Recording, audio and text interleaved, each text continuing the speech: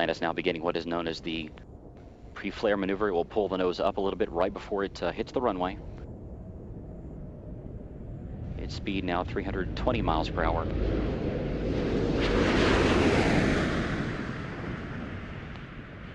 The gear is down and locked.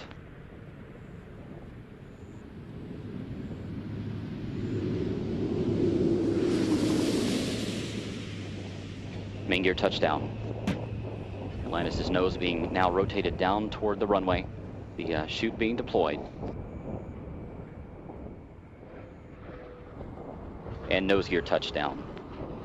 Space Shuttle Atlantis now comes home to the Kennedy Space Center for the final time. 25 years, 32 flights, and more than 120 million miles traveled. The legacy of Atlantis now in the history books.